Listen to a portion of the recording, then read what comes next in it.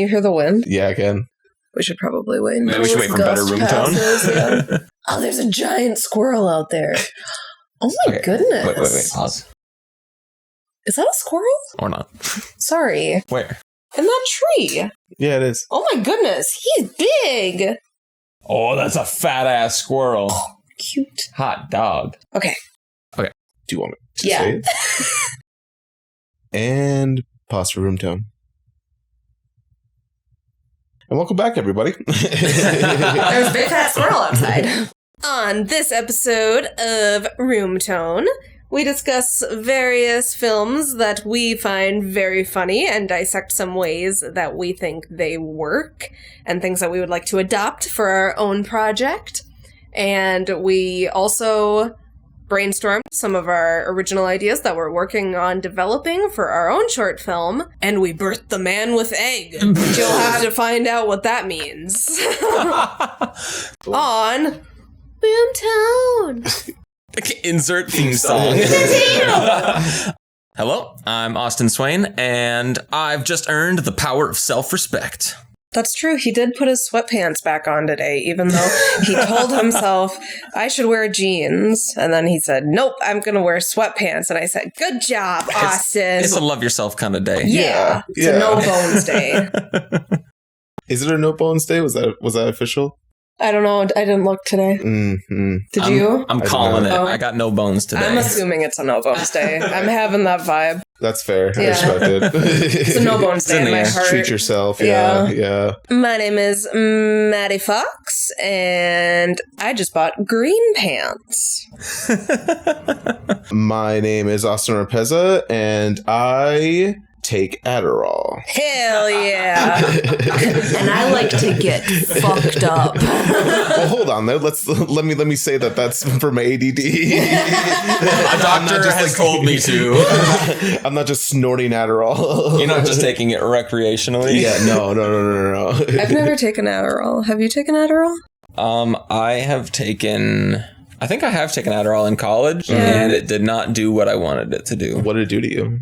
Probably because you actually have ADHD. Well, I actually took it to study, Yeah. and I was like, I have to stay up all night, like, cramming for a big test. I'm going to take Adderall, and I literally just, like, sat in, like, the lounge of the dorms, just, like, fucking vibrating, and had a really hard time, like, actually focusing on what I was learning. I got, like, super hung up on, like, the style of which I was typing. Mm-hmm.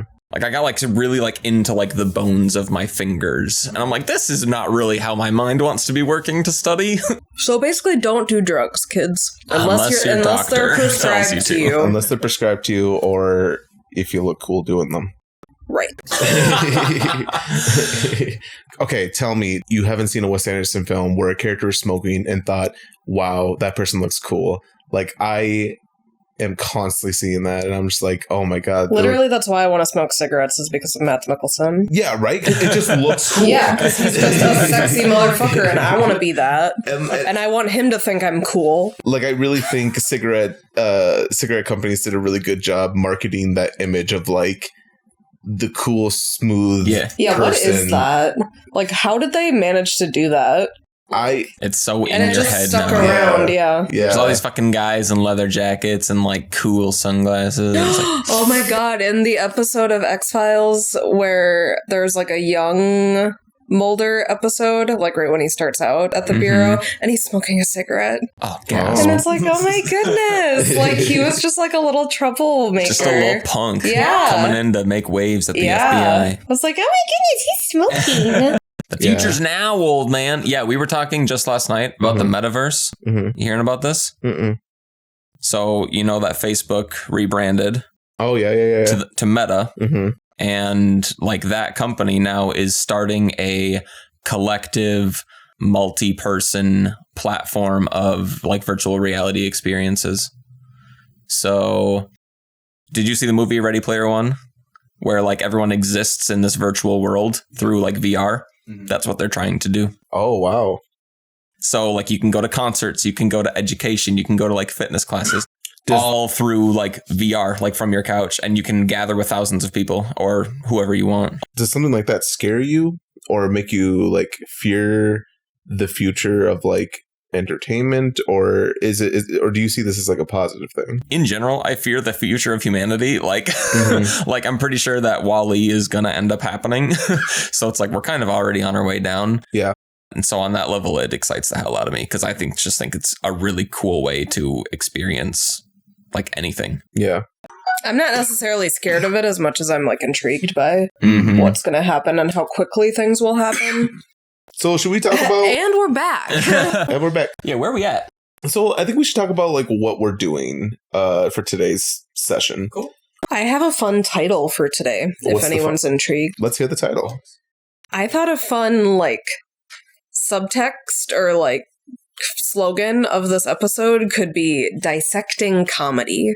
I like it. Ooh, we're getting in there. Yeah. Like this is kind of like we're piecing apart what makes each of us think about this and like what we all find funny and how we work with funny.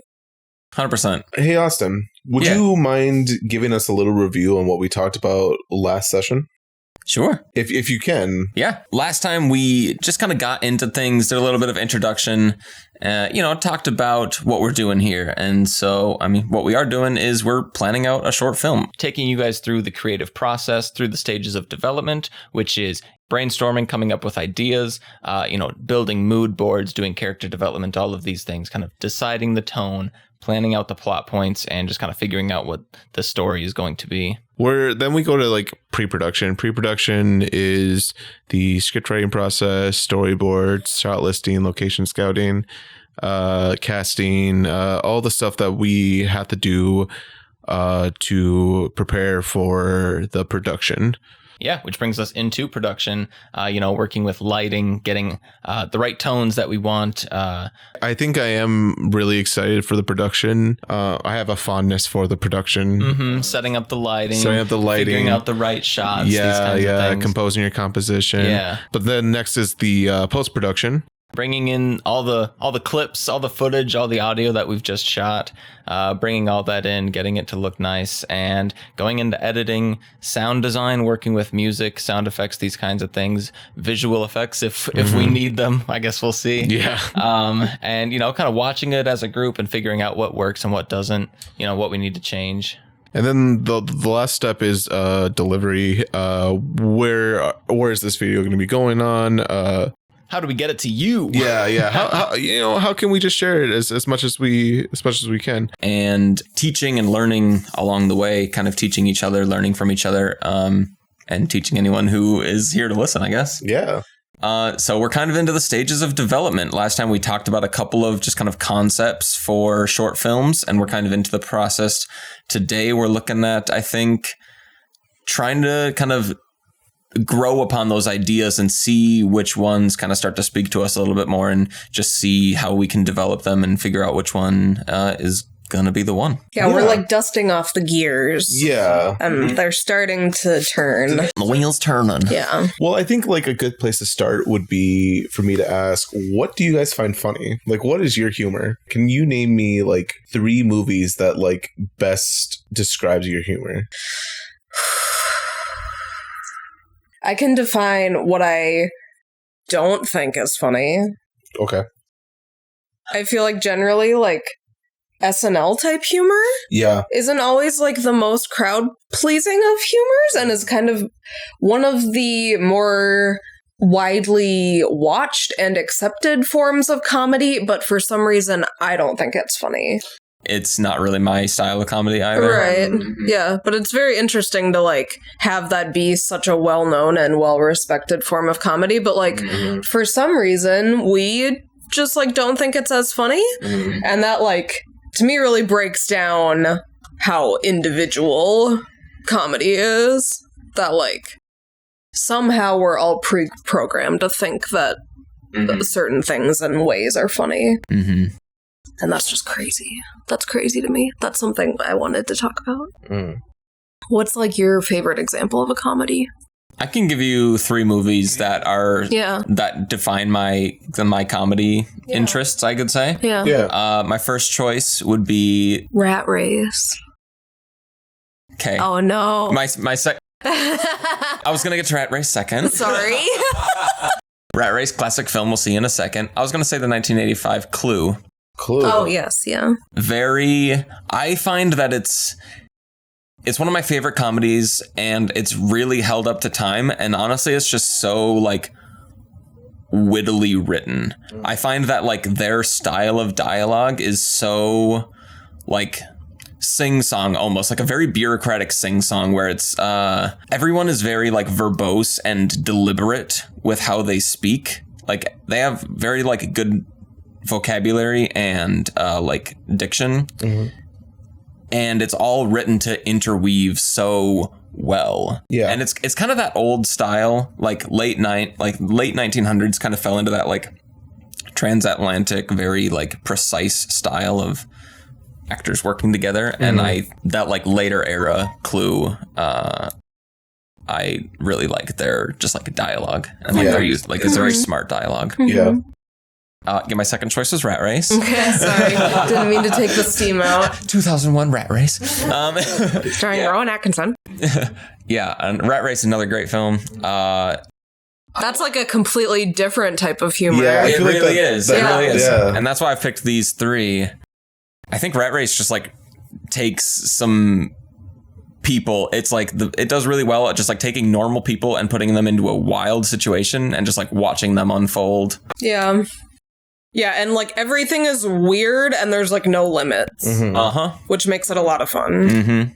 Correct me if I'm wrong. So I've seen Rat Race not too long ago with you guys. It's a lot of like physical comedy, right? Like a lot of like it leans into slapstick. Yeah, a bit, there we a go, bit. slapstick comedy. Yeah. So would you say you're a fan of like the slapstick like genre, or maybe like a subtle? I wouldn't. Right. I would say Rat Race is like my biggest dip into slapstick. Really? Right. Yeah. Isn't And that interesting? I wouldn't push it that far Really? into. So like Mr. Bean type movies, you're not a fan of those? Well, See, but he's a piece of that. I feel like Like- he is a piece of that, but like I feel like that's also he is a very like slapstick comedy. like I'm not big on like the Stooges. Okay, that's fair. Do you think that might be time period related? It might. There's a very good chance, but they're like the quintessential slapstick of my mind. Yeah. That's fair. They are like So I guess on icons that of spectrum, slapstick. I don't go that far, but I think that there's a lot of value in slapstick. Yeah, same. Oh my god, I want to make a graph so bad. Yeah. A chart to like show like dark humor to slapstick, that range, and like make a list of the movies that like fall into that. Yeah. And it has like, that would be really interesting to see. Like, what's the pure middle of those two things? What movie is that? Well, would you say that Edgar Wright does a lot of visual comedy? Yeah. Would you like put him towards that area of like slapstick? Slapstick? Because he's ridiculous. He is ridiculous. And I think I would, because it's a lot of like planned movements and a lot of like tracking shots. Like He does it very artistically. he though. does. Like for sure. everything. I feel like everything's very like meticulous, like very detail oriented. I actually plan to cover that a bit later. Yeah. Okay. So what's your third one? My third choice, just to lean all the way into like absurdity, Hot Rod. Hot Rod. That's on my list too. Okay. Just some wacky people doing wacky stuff. You guys, So that's my gamut. I should have asked for 5 because now it's going to be really hard for me to. Oh no. I know. I really hate and love the question, "What's your favorite movie?" Me too. Because I feel like it says like a lot about like a person and like kind of what their vibe is. Right. But it's also like when it's asked to me, I get like choked up because like I have like a lot of like quote unquote favorite movies. Like it's hard for me to choose. And maybe that sounds douchey. I don't whatever. No, it is That's hard to how choose. you are too. Yeah, it's really hard to choose a favorite. Sometimes you just got to go with your gut. Yeah. My type of comedy, I think like number 1 would be like Hunt for the Wilder People. Mm-hmm. Damn it, we haven't seen that. Yeah. Or you watched it, didn't Yeah, you? you haven't seen Damn it. it, I haven't seen it. Yeah. Very funny. That It makes me really wanna watch is. it really bad. It's very like, I feel like it's like dry humor. Yeah. It's just very like in your face. Like my favorite line in the movie is when Russell is like reading the wanted poster. Yeah. And he says, it says here you're a Caucasian. Well, that's wrong because you're obviously white. Like, I butched that line so much. I'm gonna look that one up. Yeah. But yeah, no, like it's just really funny. I love Taika Waititi's like work. I love Boy. Boy was such a great movie. Again, that like shows a lot of like just dry, like in your face humor. I think what he does best is having like seemingly normal people just do the weirdest stuff, but like still portray it as if like it's normal. Like he just creates such a like bizarre status quo. Yeah. What I'm starting to realize is I like comedies where the adults are acting like children and the children are acting like adults. Yeah. That's like kidding. Yeah. I feel like that really tracks with my type of humor. For sure. I see that. Yeah. Shaun of the Dead. Next one is Shaun of the Dead. Fabulous. Classic. Again, just really detail oriented with their jokes, and I love all the callbacks that they do and the parallels that they put in that movie, or the foreshadowing. Like it's so funny. It's just so funny. I haven't seen Shaun of the Dead in so long. It makes me sad. Yeah, I should watch either, it actually. soon. Okay, deal. Because I love Hot Fuzz. Yeah. Hot Fuzz like changed my world when I saw it the first time. Yeah. I was like, oh, okay. That's what funny things can do. Game changer. Yeah. Yeah. Final three is Swiss Army Man. And that, I know that's controversial. Can you believe that for how funny we are together, we have such a different type of interest in humor? Yeah. That's really interesting. It is. I don't think like I limit myself with like that's again sounds douchey, but like like I don't let an edge be set for my comedy taste. I try not to like. I try to give like all comedy a chance. Yeah. But yeah, no, Swiss Army Man. I would almost say that they're slapstick too, in a way. Oh yeah. Yeah. It's like a different type of slapstick. Yeah, it doesn't feel like Mr. Bean, you know, he's not like going through a doorway and a wall's falling down, the doorway's still there and he's fine, you know. It's I don't know, I think they find a really fun and interesting way how to do their like how would you define slapstick? Slapstick would be like things that make you want to go the old slap. The old slap of the knee. I feel like that's kind of that vibe. When I think of slapstick, I think of like the old like Charlie Chaplin movies and where they put themselves in danger. So how would you define it? Using your body and or surrounding for a sake of a joke. That's like the punchline. Sacrificing like the human body for the sake of a joke, humor. Or sacrificing like the rules of nature, sacrificing the laws of physics for the sake of a joke. Yeah. Because like I would even say that like Looney Tunes is slapstick. And it's just like like the fact that anything can happen and it'll be like, oh, like yeah, of course that could happen. Yeah, because it's slapstick, right? Because it's like everything's a joke. I also enjoy not just because like Swiss Army Man. It's not just because it's slapstick. My coffee tastes like fish. Sorry. Oh God. Oh. Anyways, and we're back. Swiss Army Man. Sorry. No, you're fine. That was too drastic to not mention. Yeah. I also enjoy Swiss Army Man because I feel like they find a very interesting way to come to like their main theme. Like it's just like it's such a unique way to they just it's very unique story. And it's definitely that. It's a unique story, and I feel like anyone can get anything from it if you wanted to. I feel like I would watch it again. It's really good. Just so we're all on the same. Huh? It's really good. I recommend it. I did get that vibe. You're like my top third favorite comedy movie. I like it. I recommend it. I would hope you recommend it. It is. It's cinematically beautiful. On top of everything else you've said. Yeah.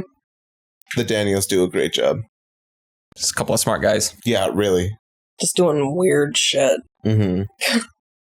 And fucking fart jokes. All right, Maddie. What are your 3 choices? So you said Hot Rod. Yeah, so I wrote down 5. Okay. Because I think we should bring up each type of type of humor is very different than what we've discussed so far. So I think maybe these aren't my final top 3, but these are like movies worth discussing. Movies worth discussing in the sense of comedy. So yes, Hot Rod. Classic. I think is just great because Andy Samberg just gets his fucking shit rocked. Like, it's every so scene. funny that he, like, most of that movie is just him running into something. Yep. Yeah. And for some reason, that's so cathartic Yeah.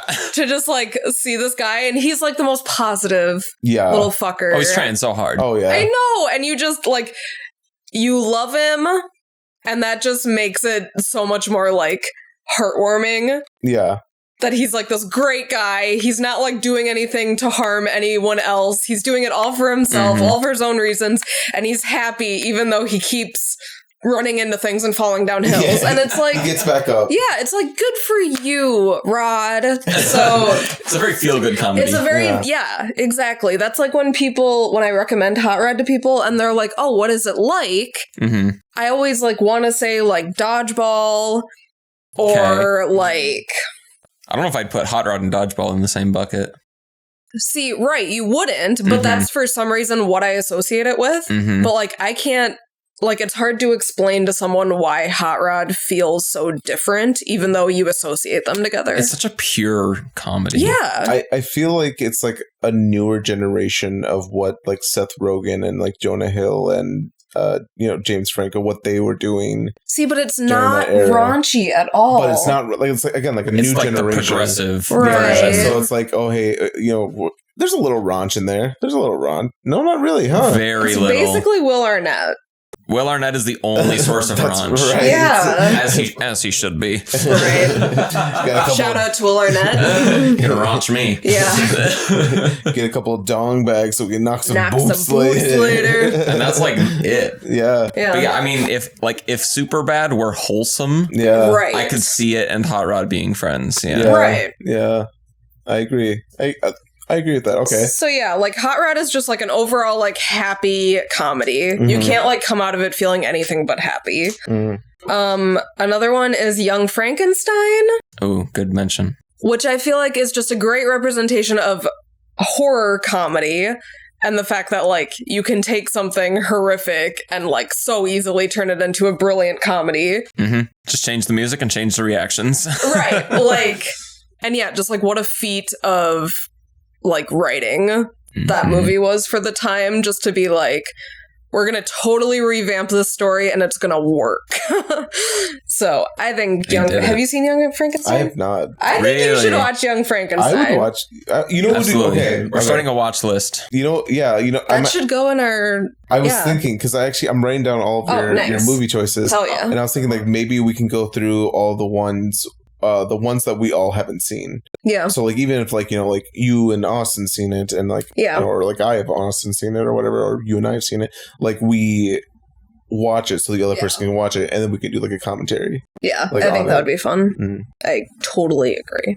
Young Frankenstein is also just like a very pure example of like the time period of comedy where they could have gotten away with Blazing Saddles type humor. Like it could have been pretty raunchy in terms of just like social equality or whatever, like they're old movies, but it really doesn't like lean on that at all. Agreed. And I think that's cool as an outlier for like that generation of film to not really have any of those undertones as much.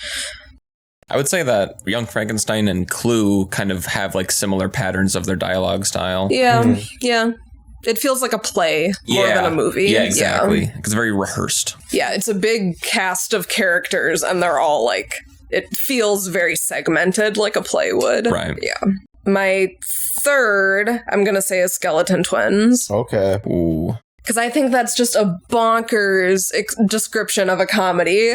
Like that movie is fucking funny, but that movie also like makes you want to shoot yourself in the head. So it's like, and like it balances it. It balances it so well. Yeah. And isn't that where your love of Bill Hader like formed?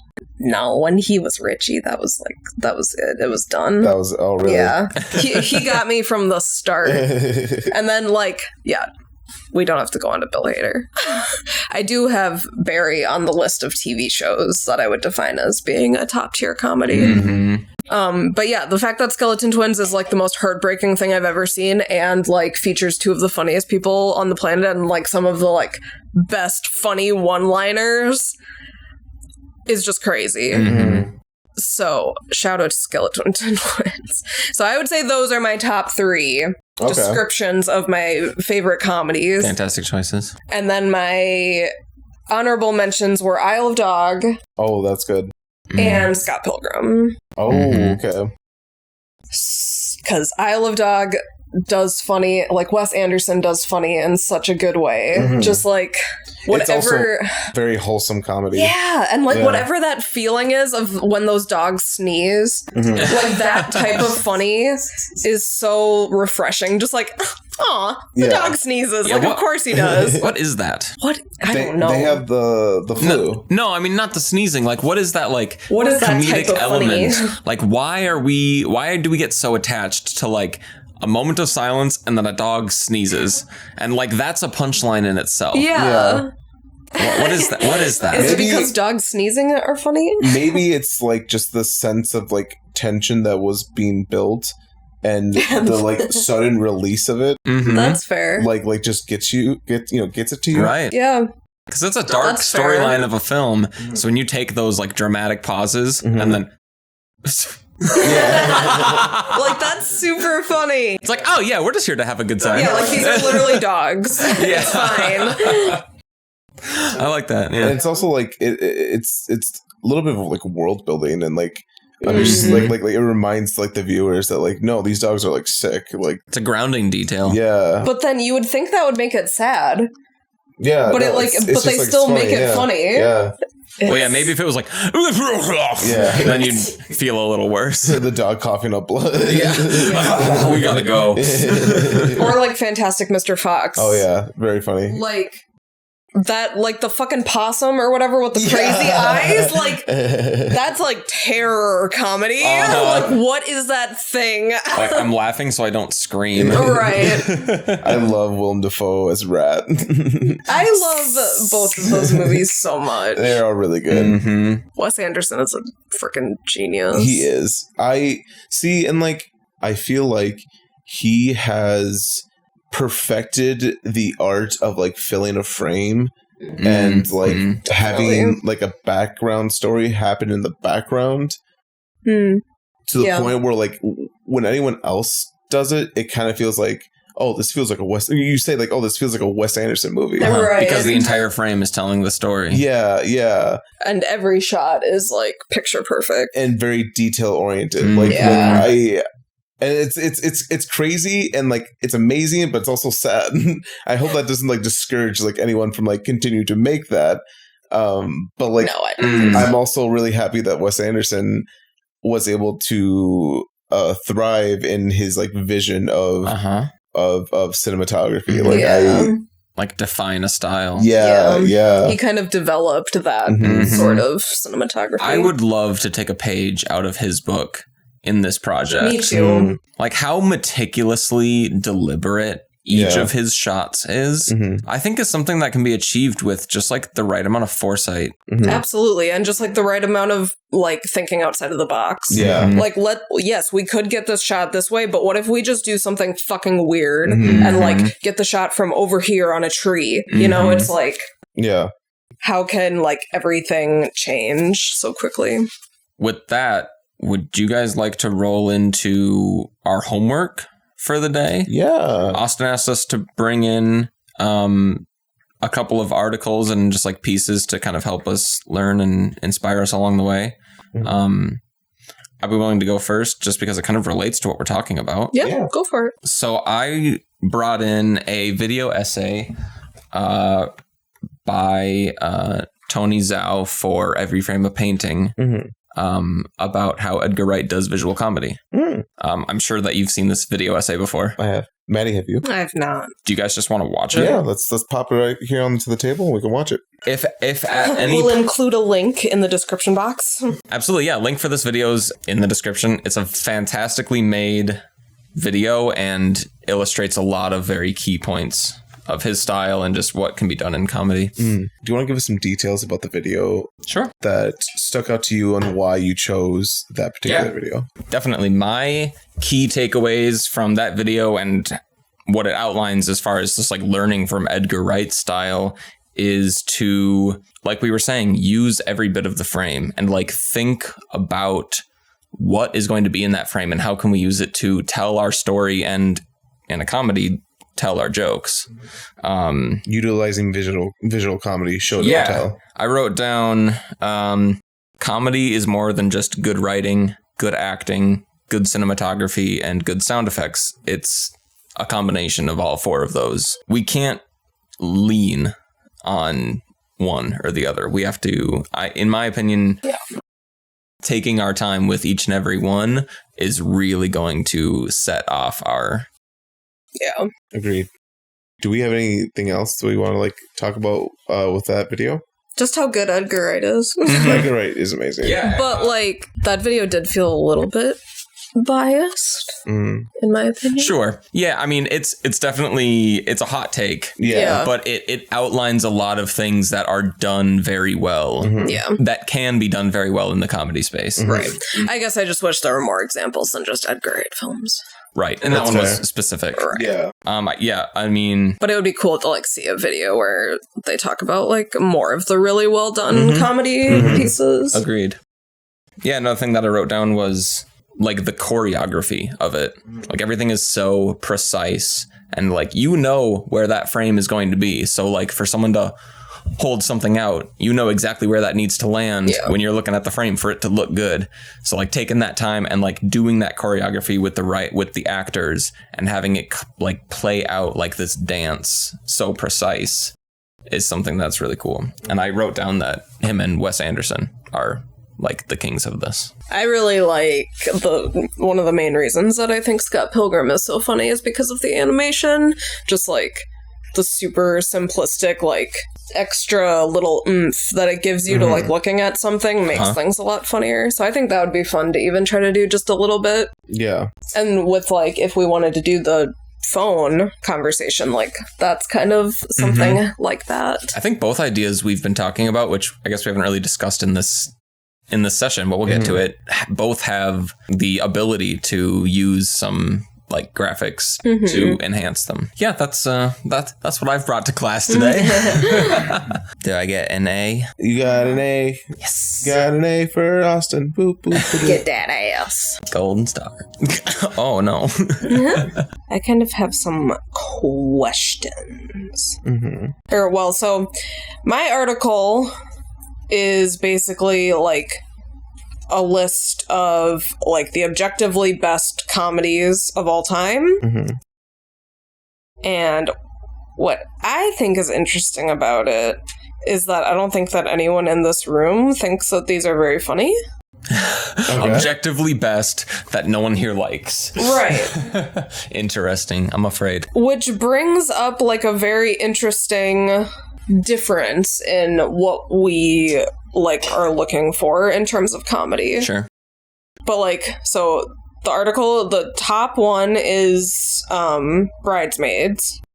Okay. Like objectively funny, that's the top one. Okay. Which I guess I don't think that type of humor is very funny. Have you seen it? I mean, I know what it is.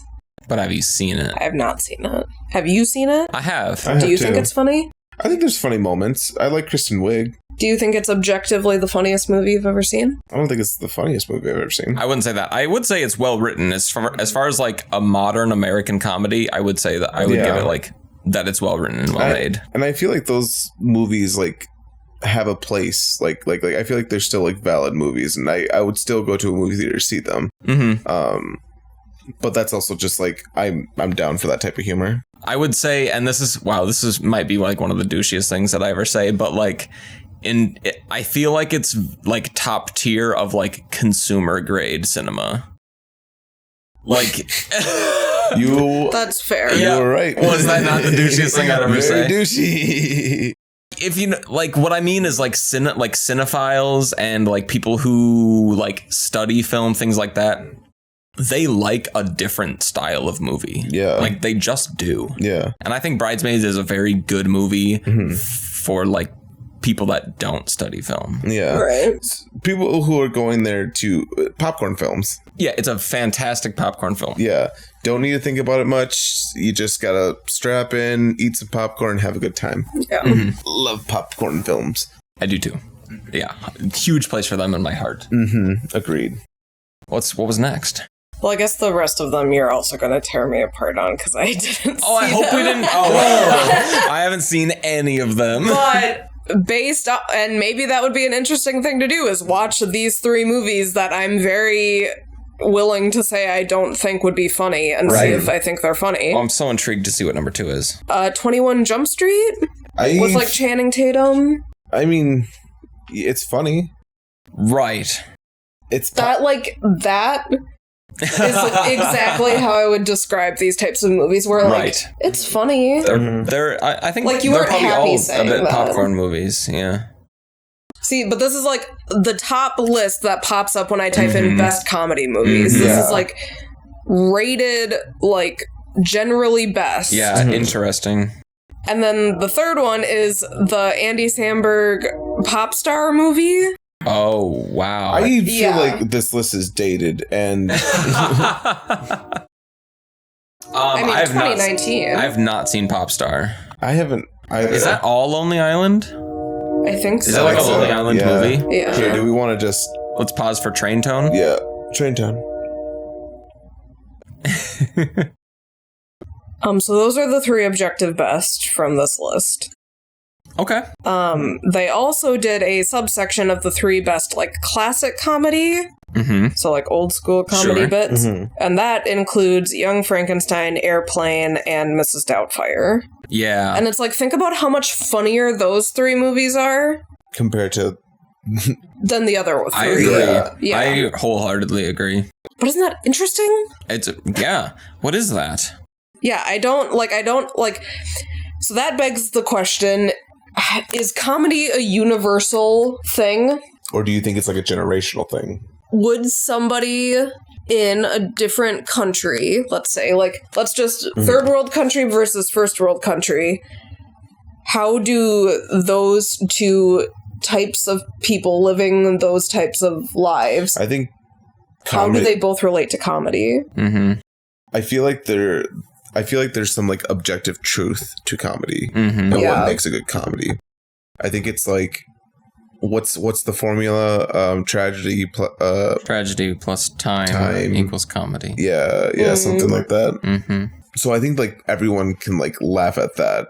It is also based on like your environment. Mm-hmm. You know, you develop it like I feel like you're constantly developing your comedy taste. Right. Yeah. So isn't it interesting then that for like laughter being a spontaneous, uncontrolled event, that our brains somehow like have learned what we think is funny enough that it will elicit a response that we can't like force? Are we gonna get into this? Sorry, let's get into it. this is where my mind's at about dissecting comedy. Yeah, Let's no, get that's into it. fair. Yeah, let's get into To it. answer your question, because I don't want to I don't want to jump off of it, but I think that like comedy, like the element of comedy, the like essence of it is universal. Mm-hmm. Like we all as humans enjoy comedy, but I don't think that there's any one thing. There's nothing that every single person will think is funny. Right. There's not one thing that everyone will like. Right. So I think it's really subjective, which is the hardest part that I've always found with But it. that's what's so interesting is that, like, you can't force laughter and, like, you can't really hold back Yeah. true laughter. Okay, So it's like, how is that so involuntary in your brain that, like, what is that? What is that thing? Yeah. What is the chemical that makes that happen? I don't know. That's the question that I've been asking for a while now. Like, what the hell is laughter? Right. Yeah. Like, why do we do that? Anyone want to tell me like what evolutionary purpose that serves? Yeah, that's true. And like it's something you just do instinctually. Like babies laugh. Yeah. Right. Like babies laugh. But a baby doesn't fucking know anything. Yeah. It's like a hyperventilation and a smile. For what purpose? Right. Exactly. In what way would Charles Darwin say that we've developed laughter? Yeah. Yeah. And then the fact that our surroundings definitely impact what we individually think is funny. Somehow, like, that can totally define someone's sense of humor, and it's still an involuntary response. But like, we're not the only ones who like laugh. Like animals laugh. Animals do. Most great apes. Which is even more fucking bizarre. Yeah, it's like, why... Yeah, like what's happening there? Yeah, like why? Why does laughter happen? I think I will like let everyone know right now. And this is also for the viewers. We're off topic. If we ever go into a scientific rant, I will tell you most of my information is probably not the best. Yeah, we are not a reliable source. No, I'm just a philosopher who's like asking these questions that I don't have an answer to. Amateur philosophers. I was doing a little bit of research this morning on just like comedy in general, and I did find a little bit of writing from like Mark Twain and just like a little bit more on like the scientific side of comedy. Yeah. And a lot of what was said was why we find funny people appealing on one level is because it is representative of like a quick mind, like a sharp thinker. Like if you're quick with a joke, it's like representative of the fact that you are like a good critical thinker, like you're good in tight situations. And like that's appealing. And that's an appealing thing for a mate of like, oh, I want someone who's a quick thinker because they have to protect me when, you know, in like caveman days. When the bears come. Yeah, when the bears come. And so I think maybe a little bit like laughter is that way of like reciprocating of like, I recognize your smart, like your quick wit. Like and maybe that's a little bit into like peacocking a little bit of like that like gratitude, like appreciation of like the quick wit of like, oh, ha ha ha. Like I'm going to fan my peacock feathers. I'll suck your dick if you're funny. I don't give a shit. Yeah. It's like that. I don't know if I should lead up to this. That's why I really like telling jokes. Dude, like funny is like a key thing for me. Yeah, same. Like, as a person. It gives me like a dopamine rush whenever I can get someone to laugh. And it's also, I've realized, like a defense mechanism for me. Oh, totally. And I will say, for like me too. I definitely think I find myself more funny than what other people do. That's fine. I think that's part of the fun. That is part of the fun. I agree. If you can't laugh at your own jokes, who's gonna? Yeah. You know that better than anyone. I do. Like, I can't tell you how many times I've like told jokes to like nurses, doctor, people of authority, because I just feel awkward and I feel like I have to like ease my own internal tension. It's a good thing that we're funny, though. Because imagine if we used comedy as a defense mechanism and we weren't funny. Yeah. Right. Then you're just cringy. Then you're screwed. Yeah. What was the article you brought? So, thinking a little bit more about like the type of comedies I personally like, I think of Wes Anderson. I think of Taika Waititi. I think of I do have like a love for like Seth Rogen movies. I really do. Growing up on those. But yeah, I just Googled the question, how to write a script like Taika Waititi. And I have a little video for you guys to watch. Okay. So I brought in a video. Stop. We should rhyme. Hammer time. Hammer time. Not how hammer time goes. That's how my hammer time goes, bitch. Mama's getting hammered. I'm going hammer time. Mama doesn't get drunk. She just has fun. I love Bob's Burgers. Okay, so what I brought in, I have a video for you guys to watch. I personally really enjoy Taika Waititi. And his comedy style, and he did a seminar during the screenwriter's lecture. I mean, he talks a little bit about his process. Cool. The video was made by BAFTA Guru. Cool. Links for these videos will be in the description. I thought that was a really interesting note about, like, Writing down as much as you can remember from it. yeah, like taking that story that you've created and then like forcing upon yourself only taking like the memorable essence of it, of like, okay, what do I actually need to care about from this thing that I've created? Yeah, like what was actually memorable enough to me and what will be like important enough in the story for viewers without any of the extra crap. Yeah, that's a good idea. It brings up like a concept that I've been struggling with for a bit, and I think is going to be a very strong, I feel like it's already a very like strong theme of this project, is to kill your darlings. As creatives, we get so attached to these like little tiny details that like in our hearts we're like, it just has to be a part of it. But Yeah. sometimes it doesn't. Yeah. And sometimes, and like to be able to like whittle down our ideas into just like their pure and beautiful forms.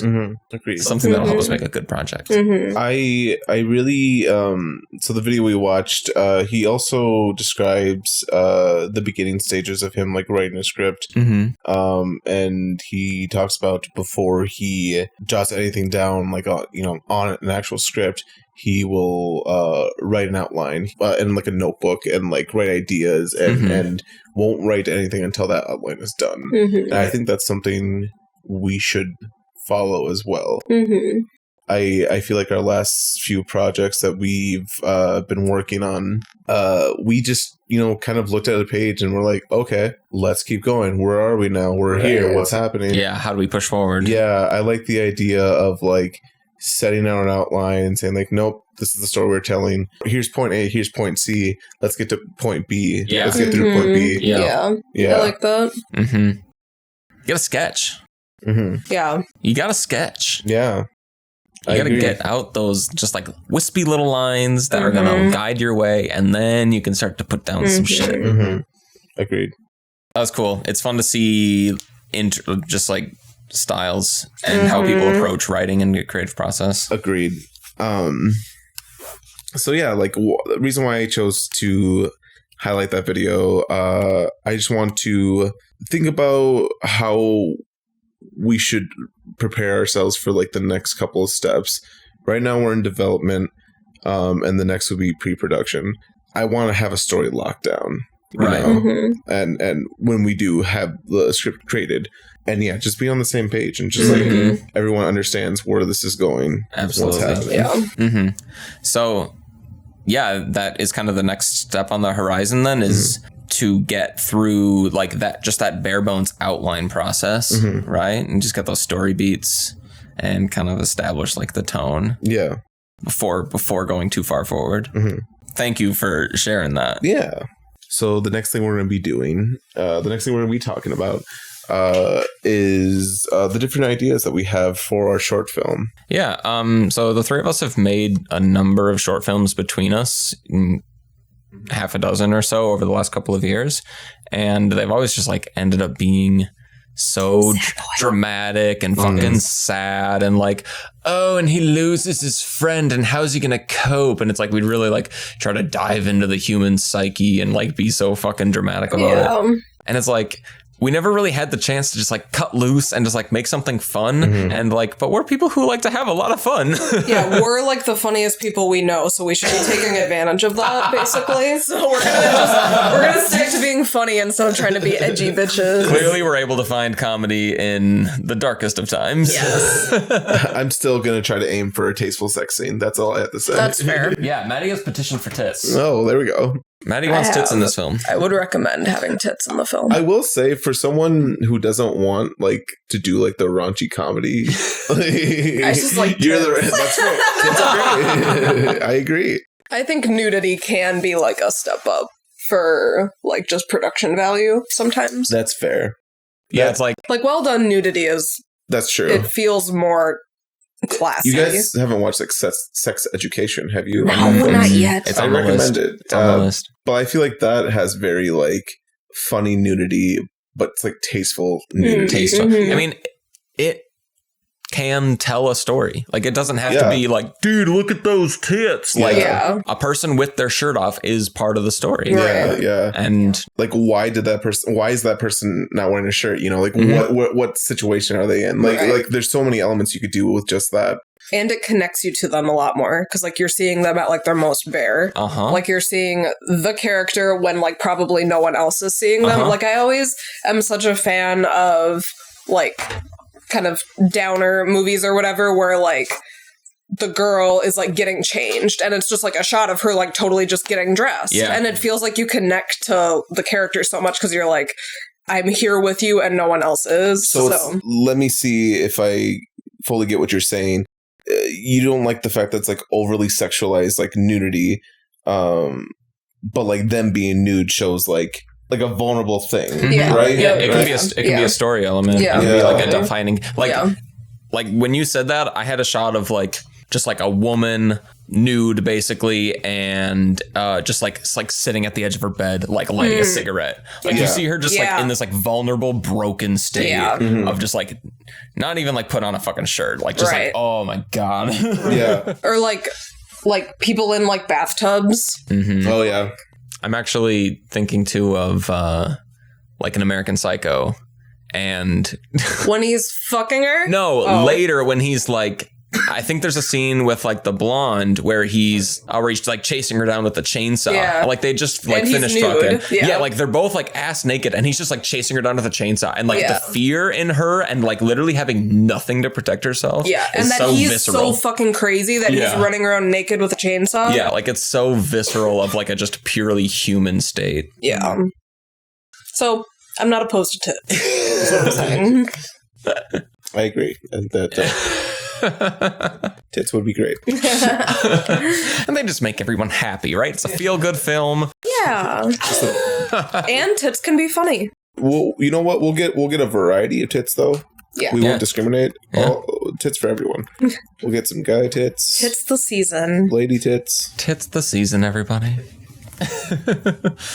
Which I don't know how much nudity fits in, like that type of nudity fits in with comedy, but like the dramatic ass sad nudity is like a totally different vibe. I guess what I see on like a Edgar Wright level, like if we're talking about like for example, what's in like the storyline that we've been talking about, like what's in a name, like this person seeing someone from across the room, reading their name tag and visualizing like what that person's life is like based solely on their name and like what they're seeing. It's like, oh, I bet he drives a cool motorcycle. I bet he has 1,000 shotguns or whatever. And so I can see like these like super like quick cuts, like fast paced through like the visualizations of that person's life.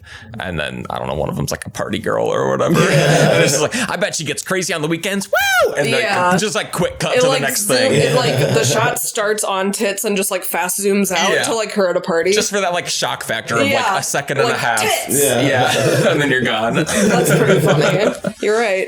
I am pretty attached to that idea, actually. I think that and I like all three of them, but I don't know if they're the ones. I do too. I've been thinking a lot about that. What's in the name one? Like the name speed tag. dating The one? name tag The speed one? Yeah. That I can just see so clearly.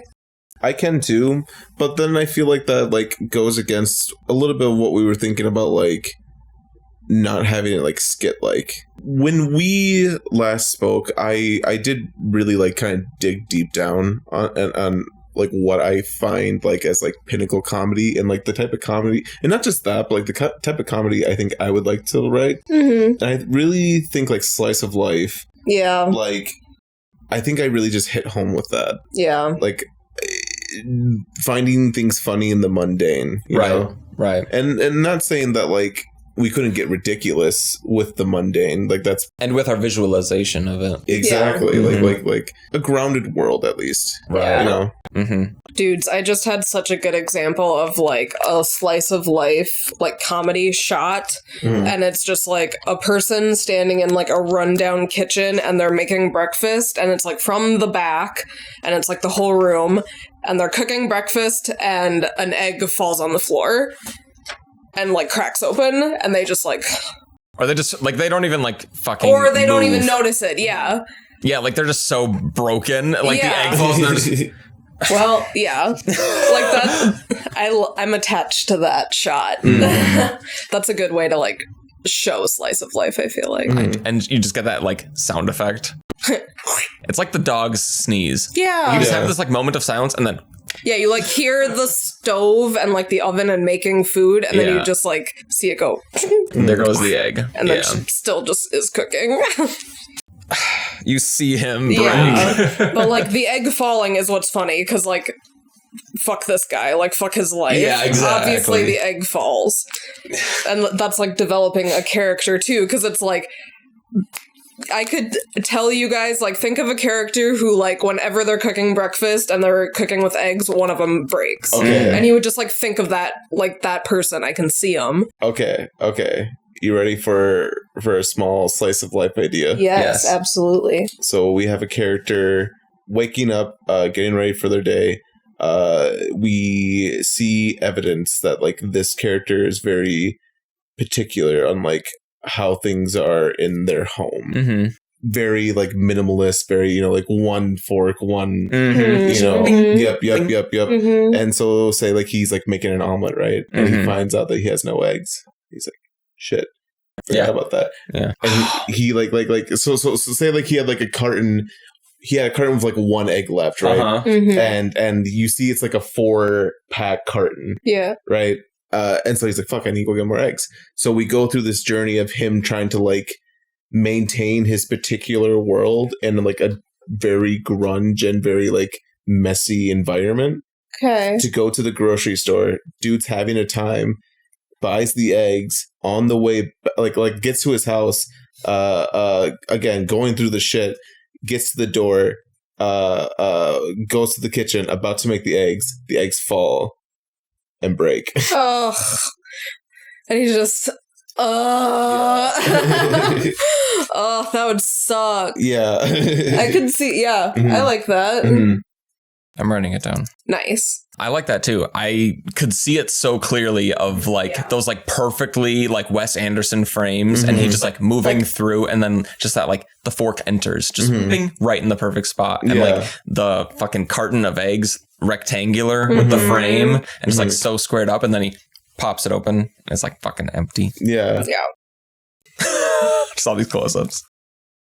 I just had this thought while you were talking about it. What about if the story stays the same and he goes to get his eggs to make his omelet? He's like, but we like foreshadow that he's like really looking forward to having like an egg this morning. And he goes to open the carton and there's one egg left, and it's like, there's one.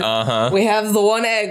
This is going to be the best egg I've ever had in my fucking life. I'm so excited. And he like takes it out of the carton, and as he like goes to move to the stove, he like trips or something, like trips on like a cat walks past and like trips him. And he like, it then transitions into like a slow-mo sequence of like the egg being up in the air and him trying to catch it. Okay. So like we could kind of like slow down time and have like the egg up in the air, and he like goes to try to catch it, but he keeps like tripping on other things and like can't catch the egg. So it's like, oh my god, he needs to catch the egg because he's like so excited about the sandwich. Right. And then we could either spin it and have the egg drop and make it really sad, or like finally have him catch the egg and then like go back to cook it and realize that he doesn't have butter or something. Oh no. Like something like that might be kind of fun. Like the struggle of like, oh my god, this is like the one thing I have to hold dear, and now it's like falling out of my grasp.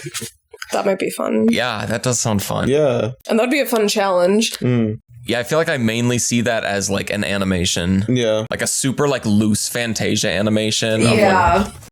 Yeah, that's fair. Yep. I see what you're saying. which would be so fun, but so hard in film. I think it would be fun in terms of like just like the body manipulation of Yeah. like them trying to catch the egg and like grab it. I get like Ratatouille vibes. Yeah. On like that animation Yeah, style. definitely. Where it's like you can basically like bend over backwards. Yeah, which is so inhuman.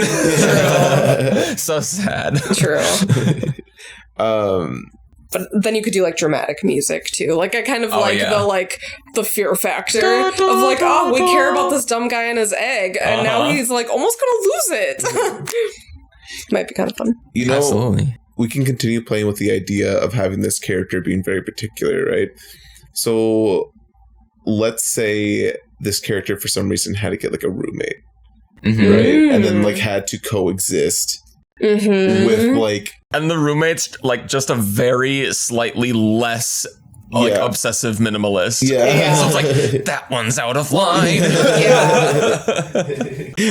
like what if it's like cycling through like roommates and it's like like the whole bit is like, oh, everyone he like finds has like their own like particular, like, so like dirty, Right. you know, whatever, and then like we show like this last one who like we think like, oh, it's gonna be perfect, because like just as uptight, but it's like a different type of uptight. Yeah. Like everything's perfect, and then like he notices like the thing that's like out of line or like has a hair on it It's or whatever. like his most obsessive trait. Yeah. He like sees the one thing that can't be different. But maybe that's the end of the film, is he's like better than the rest.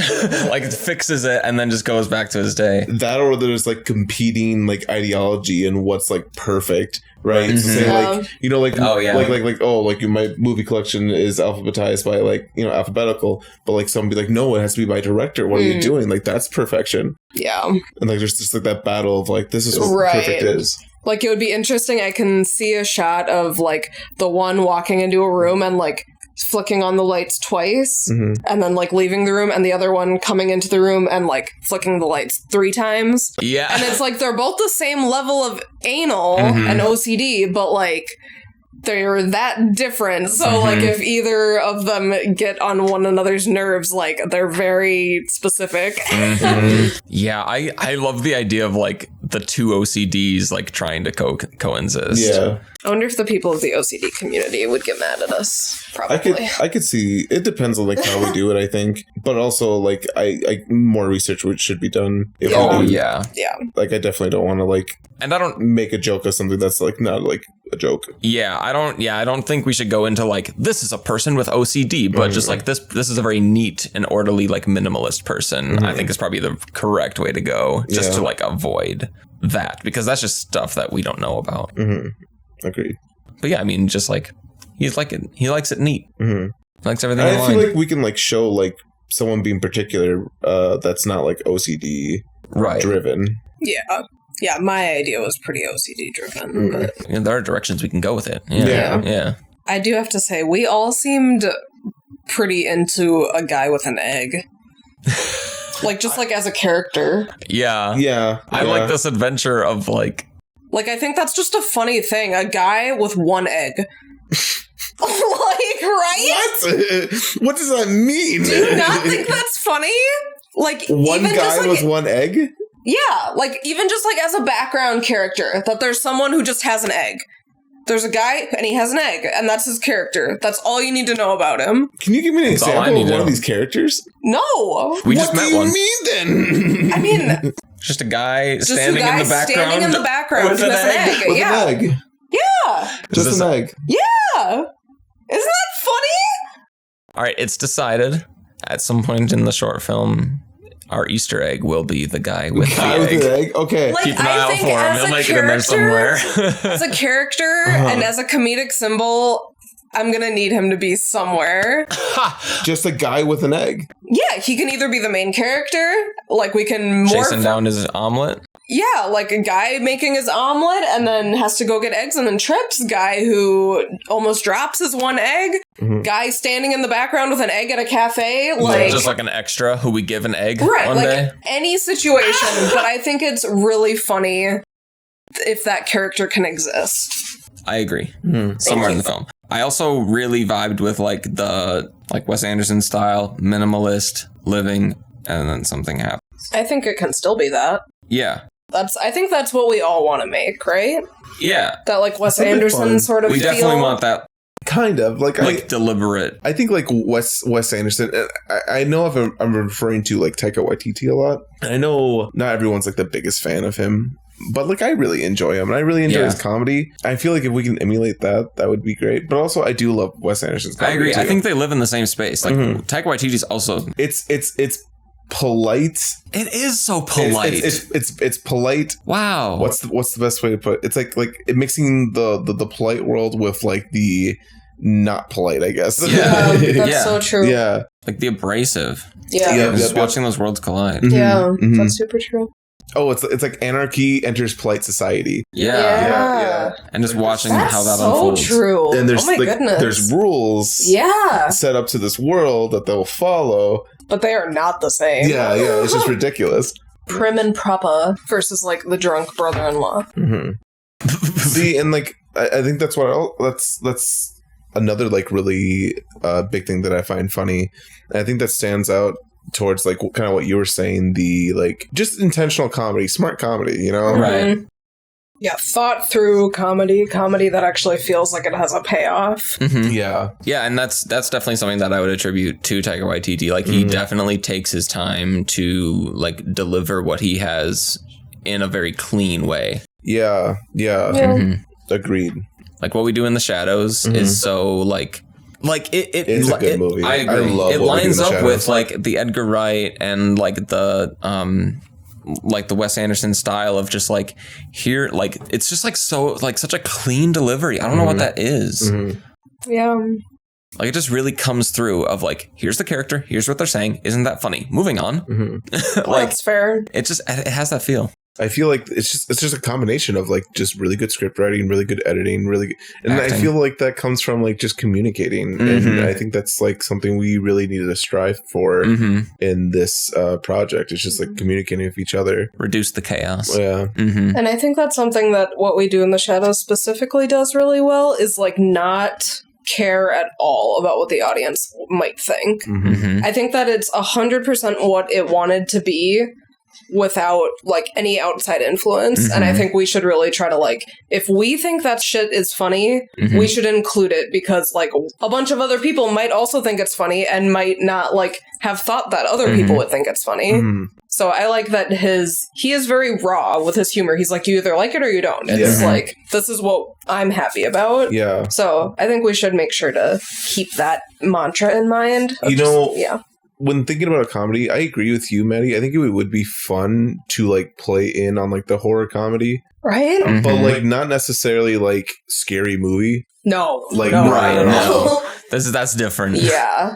But like just like comedic elements, like yeah, just like polite, yeah, again like polite society and just, Yeah. Like that shot of Simon Pegg seeing the zombies and then Yeah. just Just like like pulling going down on with his day. pulling down the window shade. Yeah. Yeah. To keep out the zombies. Yeah. Like that's such a polite response. Absolutely. That's so funny.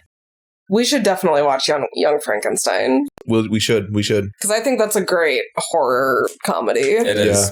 Before I was gonna bring this up like 2 steps ago. The other article that I brought, I was thinking this morning about what the like highest grossing comedies were. I was like, like, easy to look up. So I did. And a lot of like the animated like Pixar shit was at the top of the list. So I moved myself down to, so then like the highest grossing American live action comedy. Guesses? Grown-ups. Oh, that's a good one. Shit, I totally agree. You second grown-ups? Grown-ups or Step Brothers? Deadpool 2. No kidding. Mm-hmm. Deadpool 2. Which I guess it makes sense. What's next? I don't know. I'll look. But I read another article then. I chased it down a little bit. What made Deadpool so successful? Mhm. That's what I wanted to learn. Okay, let's look at why. And 2 of the things that I took away from the article that Deadpool did Mhm. and that I think could encourage us was they pushed the envelope. Yep. They did weird, wacky shit. Mhm. They took a lower budget so that they could have the rated R rating and just like did shit that they thought was going to be funny. Yeah. Like they didn't censor themselves, just like you were just talking about. Mhm. They just put some shit out there. They're like, yo, we want to make something different. We want to push the envelope. We want to be like something weird in the market Yeah. because that's what we want to do. Well, that's the Right. brand of Deadpool is Right. It's weird true. and It's true. wacky. And but like they literally had that conversation and like someone had to push and be like, yo, please give us the rated R rating. Mhm. Like we need to be different with this. Yeah. And it was successful. Yeah. Yeah. don't censor yourself to the majority. If we think it's rip-roaring funny, there are probably others who agree. Yeah, exactly. Highest grossing. Second highest grossing film. Oh, okay. Actually, so the first highest grossing was Deadpool 2. The second highest grossing was Deadpool. That makes Okay, sense. what about the third one? I'm looking. I just thought it was funny. See, because that's like the Marvel curve. Yeah. Agreed. Like, those are movies that are, like, very popular because they're part of this humongous fad that's happening. So, like, I'd be intrigued to see what the non-Marvel funniest movie is. Or largest, highest grossing. And that's what's tricky, too, is, like, with inflation and whatnot, like, newer movies are going to be obviously higher grossed. Right, so the true. second American live-action comedy, Men in Black 3. What? Interesting. The third one. You know what? Interesting. That makes sense because of the jump of like how long it took them to make a Men in Black 3, and sequels always do better than the films. At least in the box office. Especially if they have a couple years between them. That, and also because like they save money on promotion. They don't have to promote it as much. People know the story. Sure. And if the first one was really successful, the second one is going to double that. Yeah. Right. Because you have people invested. Yeah, and actually, Men in Black, the original Men in Black was next after that. So Interesting. yeah. Wow, I never would have thought Men in Black. And then following that, The Hangover. Oh, The God. Hangover. Yeah, that makes Which, yeah, sense. Hangover was big. The Hangover? I've never seen it, but like that, I remember hearing as a kid that was like the most successful. What are some other ideas that we've had for this film? The beautiful cooking tutorial, but it starts to go horribly wrong. Yeah, we had this idea just a couple of nights ago. We were all hanging out. We were all watching food porn. Watching like food. a bunch of fucking scavengers. Watching like food porn / like just those like high-end cooking tutorials. But like there's just a nice up close like window lit shot of the produce. Like, and next we're gonna be cutting the tomatoes. So yeah. And then you like go to cut the tomatoes and you cut your finger off. Yeah, something happens to this guy. Yeah. He But drops the egg. Oh no. He drops the egg.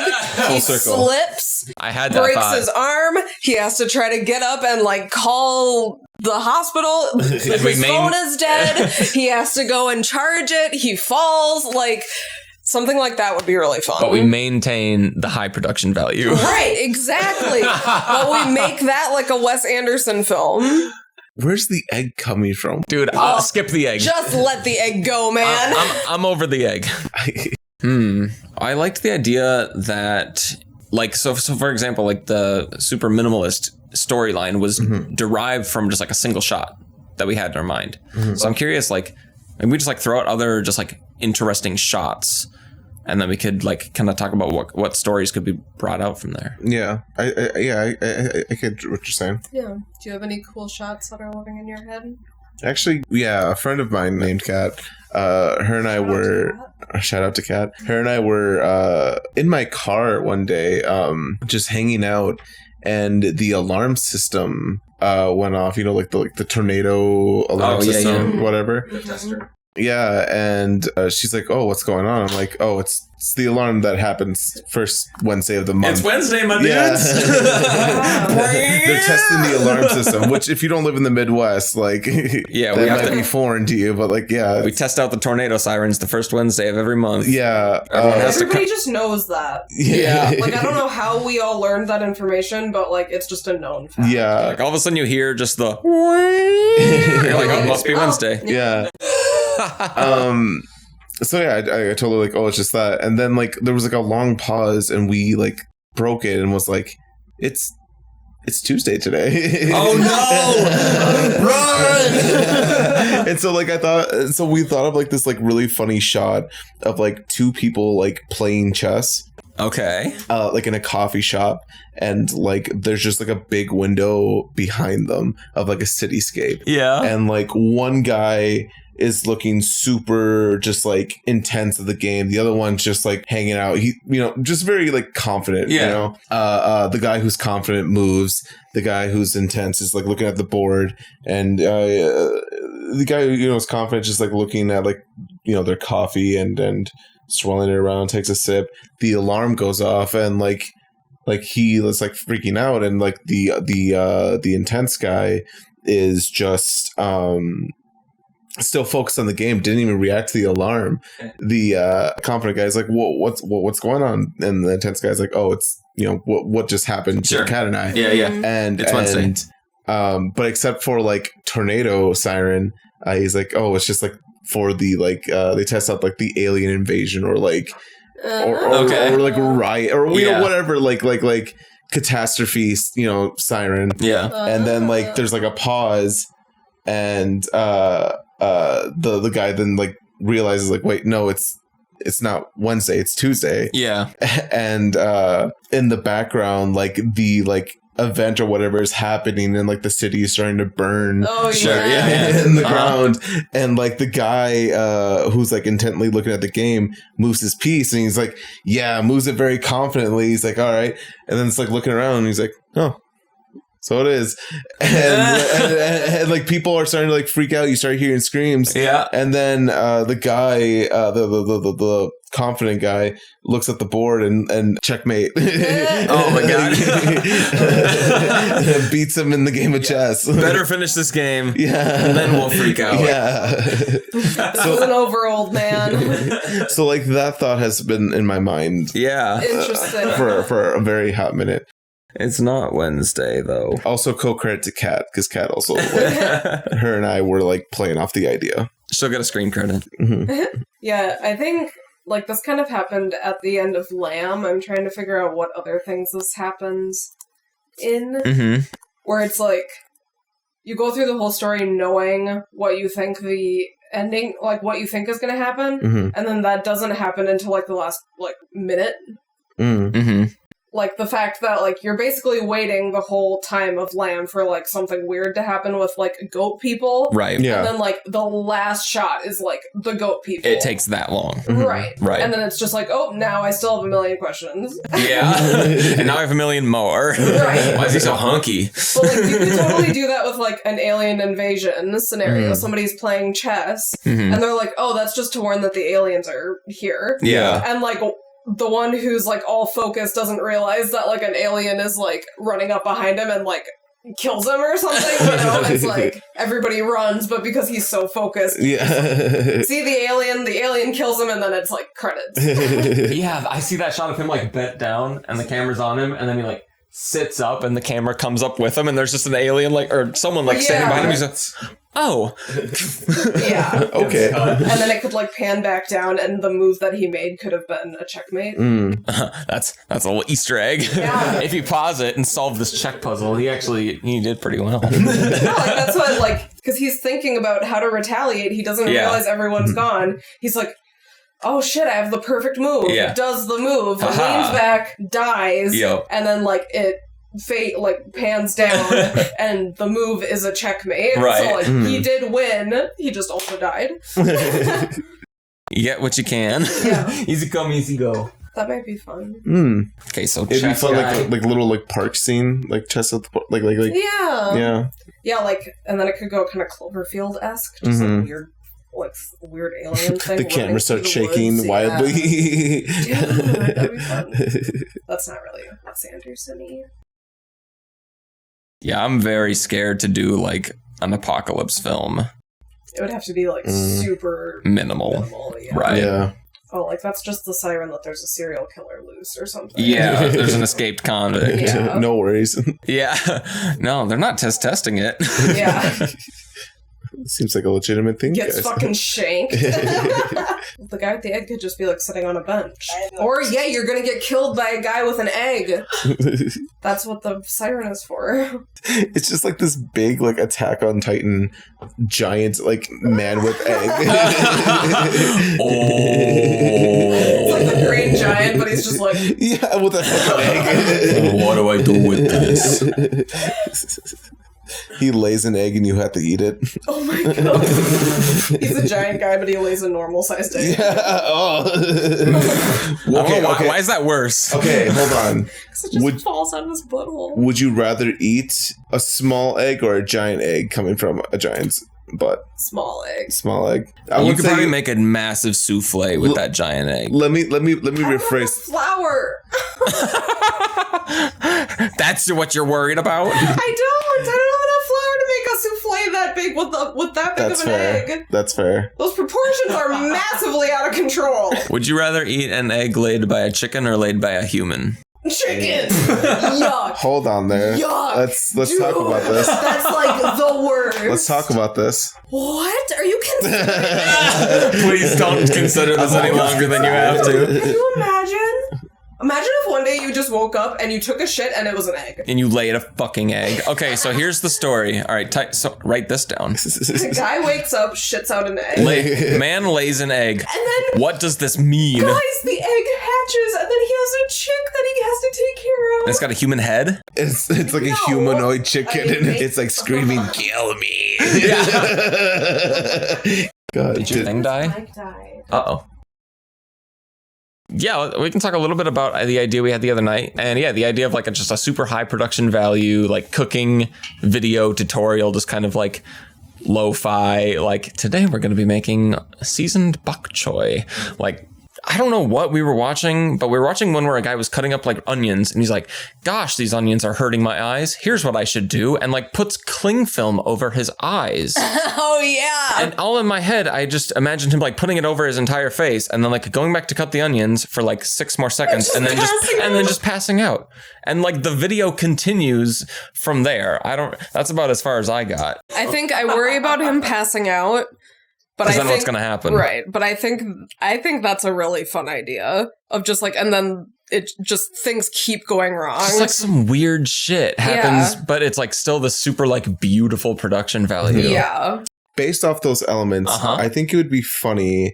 Just imagine like a guy or a girl, or I feel like guys eat like pretty dirty, like in like their 20s. Like it's just gross food. Yeah. More so. Maybe, I don't know. Maybe it's both. It is both. So humans are gross in general. Yeah, it could be. I love gross food. It could be guy or girl.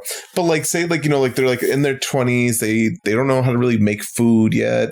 And like, it's like the grossest shit, but it's like shot and displayed as if it was like fine dining. Like, just imagine like a stoner character, like getting ready for like they got the munchies, right? and then like in their mind they're like making like the best tasting thing ever. Yeah, just the highest cuisine, from Gordon Ramsay style food, and in reality it's just like peanut butter and crackers. Yeah, like a piece of bread with butter on it. Yeah. Oh, but it's so perfect. Yeah. Like really dumb stoner food. Yeah, that would be fun. A Snickers dipped in ice cream. Yeah. The only thing I worry about with that is that like those recipes would be so short. Like I feel like that's like that would be hard to like have a build up to and have an ending to. That's fair. It's kind of just like funny as an idea. It would be funny sequence. It would be a funny sequence. Right. I mean, when you were describing it, I was seeing like he makes an entire meal. Like he goes through like a 5-course meal or whatever. Like, oh, and then I'm going to do this, and I'm going to do this, and then it ends up being like something super simple. Like he overthought it because he's like stoned. I think it'd be fun if we like presented like super fancy. Yeah. But it's like stoner fancy. Right. Like a can of SpaghettiOs or whatever. Like they like wipe the plates or the bowl. Oh yeah, they do like the little fine dining swoosh. Add a little bit of like oregano or whatever as like a garnish on top. Yeah. Yeah. Like full on treatment, but it's just like stoner food. Yeah. Peanut butter and crackers. You see him just like pull out and like look for like the right cracker. Oh my gosh. Yeah, like Hannibal meticulousness, but he's making stoner snacks. Oh my god. Wait, somebody has to write that down. That would be fun. That's a fun idea. Which is a good little tangent. What's your favorite stoner snack? I fucking love cheese. Cheese. So like cheese sticks? Yeah. I love any kind of cheese. That's fair. I'll eat cheese all day long. Yeah. I almost ate a cheese stick I almost got out of bed last night to go and eat a cheese stick. Hell yeah, girl. Live your truth. Or like Taco Bell. Taco Bell is the shit. Yeah, it's the perfect stoner food. They know. They know. They know who They're it just is. like, okay, well, we're going to make the most disgusting thing possible, and we know who's going to buy it. And they're going to think it's good. Right? Idiots. I'm curious to see like Taco Bell's like peak business hours, and if like 3 a.m. just like shoots the fuck up. Probably. Bro, stoners are in bed by 3 a.m. Yeah, like adult stoners. Fair. Yeah, we have jobs. Yeah, we got shit to do. Swain, favorite stoner food? I'm a candy guy. You're a candy I guy. like candy. I like chocolate. Chocolate? Ice cream's a great stoner food too. I remember when you told me when you started like eating the chocolate for like lunch on your desk. And you're like, you're like, yeah, I stopped after I saw like how many wrappers. Those little fun sized candy bars don't build up on you. What's your favorite stoner food? What were we? What's your favorite stoner food? I think my favorite stoner food is like Mac Shack. What is a Mac Shack? McDonald's. Oh, good answer. That's McDonald's, fair. like Good answer. like a McDonald's fry Yeah. while I'm stoned just hits so good. Fuck, you guys, I'm hungry. Oh. Hope you enjoyed that episode. Smash that like button. No, Sorry. don't smash it. We need it. We need that like button. And that concludes today's conversation. Thank y'all for tuning in and joining as we kind of move forward, learn some things, and discuss some ideas. Next time, I think we'll be continuing the brainstorm, coming up with a couple new ideas, and starting to really kind of delve in and finalize what this project's going to end up looking like. Better be there, sucker. Until then, pause for room tone.